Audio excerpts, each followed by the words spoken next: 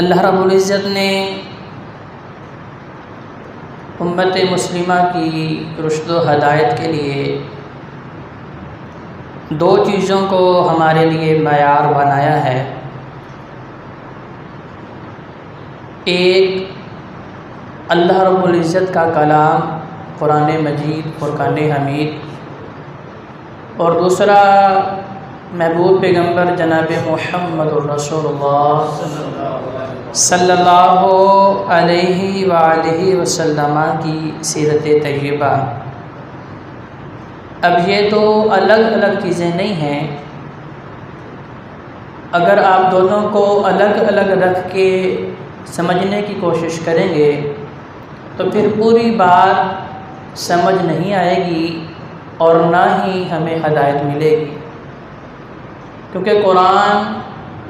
اختصار کے ساتھ اللہ رب العزت نے نبی کریم صلی اللہ علیہ وآلہ وسلم کے اوپر نازل فرمایا ہے،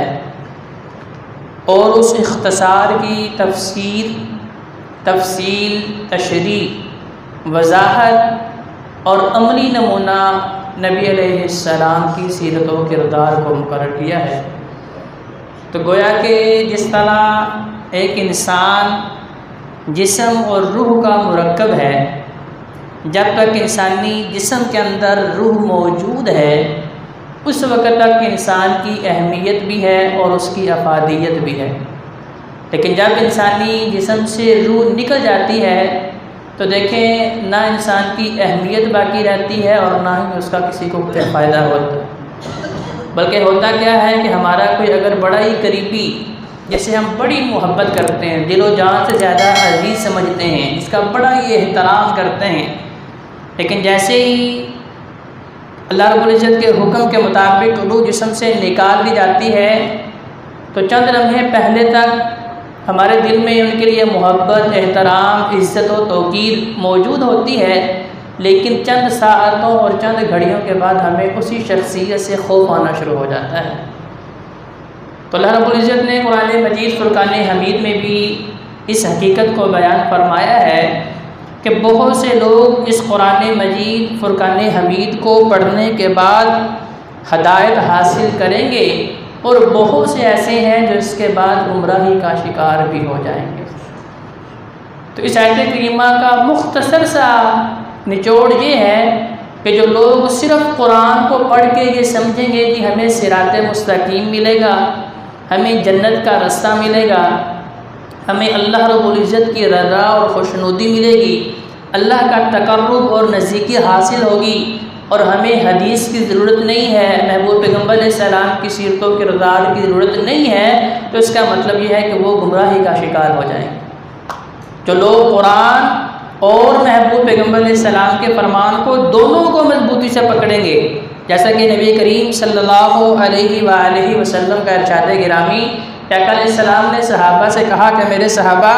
قرب قیامت امت بہت سارے فرقوں اور جماعتوں میں تقسیم ہو جائے گی، جس طرح یہود و نصارہ اپنے انبیاء کے بعد اپنی اپنی مرضی کے مطابق اپنی اپنی ٹولیاں اور جماعتیں بناتے رہے۔ تو صحابہ نے کہا یا رسول اللہ، اس وقت حق کی پہچان کیا ہوگی جب ہر بندہ ہی یہ دعویٰ کر رہا ہوگا کہ میری بات ہی صحیح ہے، میں ہی حق پہ ہوں، میں ہی وہ ناجیہ نجات پانے والی جماعت جو ہے وہ میں ہی ہوں، تو اب ایک ہی بات پہ مختلف 73 اقوال پیش کیے جا رہے ہیں، مختلف 73 آراء اپنی اپنی سوچ کے مطابق سامنے رکھی جا رہی ہے، اس وقت وہ انسان بڑا پریشان ہو جائے گا، یہ حق کی پہچان کہاں سے کی جائے؟ ہر بندہ کہتا ہے کہ میں جس کی بات کر رہا ہوں ان جیسا بڑا عالمی کوئی نہیں، ان جیسا بڑا فقیہ کوئی نہیں، ان جیسا بڑا محدث کوئی نہیں۔ تو نبی علیہ السلام نے فرمایا میرے صحابہ، قیامت کی دیواروں تک وہی لوگ ہدایت پہ ہوں گے، صراط مستقیم پہ ہوں گے اور نجات حاصل کرنے والے ہوں گے جو دو چیزوں کو مضبوطی سے تھام لیں گے، ایک قرآن اور دوسرا نبی کریم صلی اللہ علیہ وآلہ وسلم کا فرمان۔ ایک اور بھی چیز حضرت عزیز وقار بڑی توجہ طلب ہے کہ دین اسلام سے پہلے، نبی کریم صلی اللہ علیہ وآلہ وسلم سے پہلے لوگ جہالت کی طرف زیادہ جا رہے تھے۔ اس کی وجہ کیا تھی؟ اس کی بنیادی وجہ جو مجھے سمجھ آئی جو میں نے سابقہ انبیاء کے قصص قرآن مجید میں پڑھے اور نبی کریم صلی اللہ علیہ وآلہ وسلم نے جو بیان فرمائے، ان میں یہ تھی کہ انبیاء کے گزر جانے کے بعد لوگوں نے انفرادی عبادت کے اوپر زور دیا کہ بھئی اب یہ بستیاں چھوڑ دیں، اعزاء و قاربین چھوڑ دیں، بہن بھائی چھوڑ دیں، ماں باپ چھوڑ دیں، بیوی بچے چھوڑ دیں، جنگلوں میں نکل جائیں، بس اللہ اللہ کرتے رہیں تو آپ کا ایمان باقی رہے گا اور آپ اللہ کا تقرب اور جو ہے اللہ کی نزدیکی حاصل کر لیں گے۔ لیکن حضرت جی وقار دین اسلام کا مزاج یہ نہیں ہے۔ دین اسلام کا مزاج یہ ہے کہ اگر آپ اپنے والدین کی تابعداری کر رہے ہیں، اس امر کے اوپر بھی میرا رب آپ کو جنت دے رہا ہے۔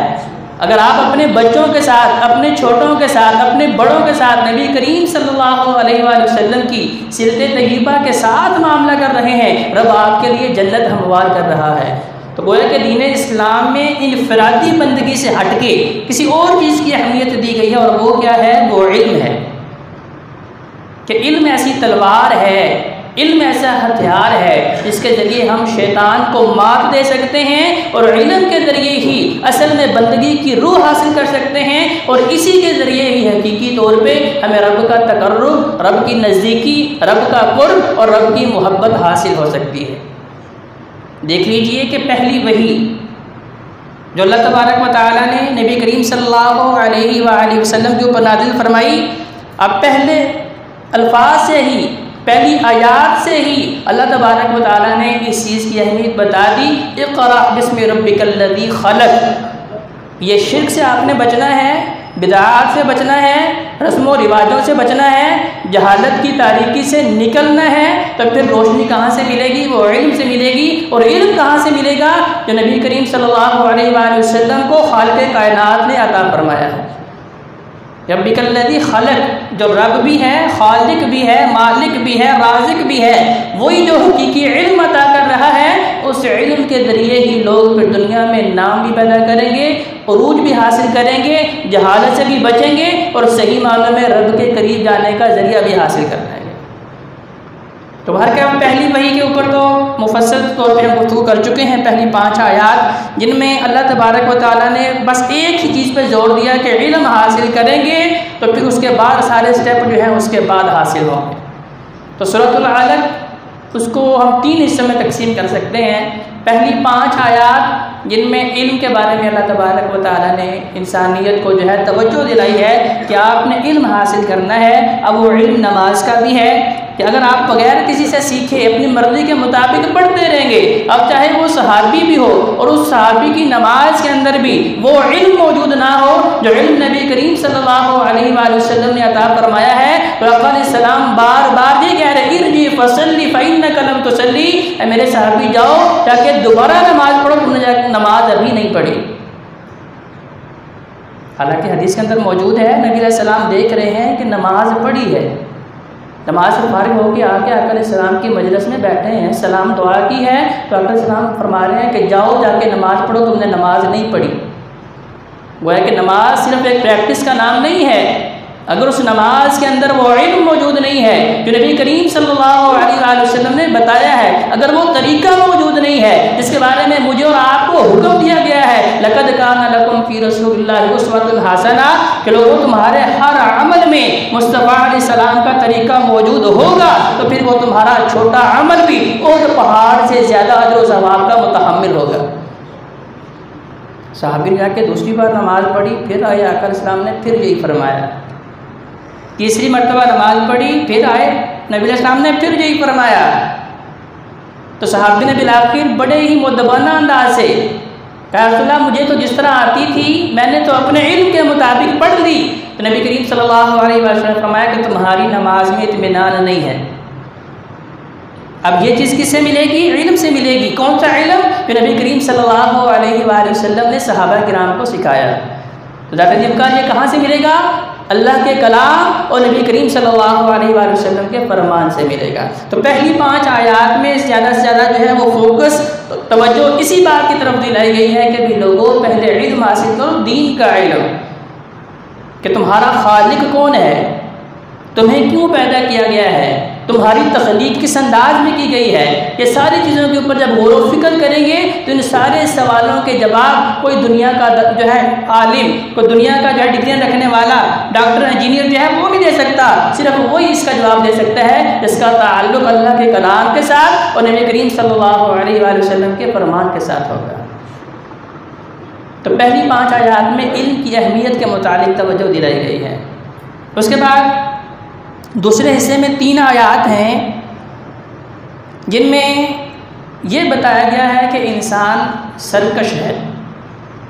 نافرمان ہے، باغی ہے، اللہ کو ناراض کرنے والا ہے۔ اب یہ ساری کے سارے عنصر انسان کے اندر فطرتاً موجود ہیں، کہ انسان کے اندر تابعداری موجود نہیں، اس کے اندر بغاوت موجود ہے، اس کے اندر محبت کم، نفرت زیادہ موجود ہے۔ اب ان سارے عوامل کا علاج کیا ہے اللہ تبارک و تعالیٰ نے وہ بھی بتا دیا، دوسرے حصے میں اللہ تعالیٰ نے اس کی وضاحت کی، اور تیسرے حصے میں نبی کریم صلی اللہ علیہ وآلہ وسلم کے بدترین دشمنوں میں سے ایک دشمن کا تذکرہ کیا گیا ہے جس نے آقا علیہ السلام کو بڑا ہی دکھایا ہے، بڑا دل دکھایا، بڑا ستایا، اور نبی کریم صلی اللہ علیہ وآلہ وسلم کے اوپر جو ہے آوازیں کسی، دیوانہ بھی کہا، شاعر بھی کہا، پاگل بھی کہا، مجنون بھی کہا، ساحر بھی کہا، شریر بچوں کو پیچھے لگایا، قتل کی سازشیں بھی کی۔ نبی کریم صلی اللہ علیہ وآلہ وسلم نماز پڑھ رہے ہیں، اوپر بوجھلیاں پھینکی جا رہی ہیں، کبھی کسی غلام کو تیار کیا جا رہا ہے کہ آقا علیہ السلام کی گردن میں چادر ڈال کے اتنی زور سے دبایا جائے کہ نبی کریم صلی اللہ علیہ وآلہ وسلم نعوذ باللہ من ذالک ہلاک ہو جائیں، کبھی بدعیہ کلمات۔ تو اس کا ذکر بھی اللہ تبارک و تعالیٰ نے کیا اور بتایا کہ جو اللہ اور اس کے رسول کی بغاوت کرنے والے ہوں گے، جو ان کے دشمن ہوں گے، وہ جتنی مردی قوت رکھتے ہوں، جتنی مردی طاقت رکھتے ہوں، جتنے مردی بڑے سے بڑے لشکر رکھتے ہوں، جتنی مردی عسکری قوت ان کے پاس ہو، لیکن فتح کنہیں ملے گی جن کا تعلق رب کے ساتھ ہوگا، جو رب کے ساتھ چمٹ جائیں گے، جن کا تعلق رب کے ساتھ ہو جائے گا۔ اگر ساری کائنات مل کے بھی انہیں نقصان پہنچانا چاہے لیکن میرے خالق و مالک نے محفوظ کرنا ہو تو میرا خالق و مالک محفوظ کر کے دکھاتا ہے کہ دیکھو اصل طاقت میری ہے، اصل اختیار میرا ہے، اصل تصرفات میرے ہیں۔ اس لیے نبی کریم صلی اللہ علیہ وآلہ وسلم کا ارشاد گرامی ہے کہ اگر اللہ تبارک و تعالیٰ نے کسی کے مقدر میں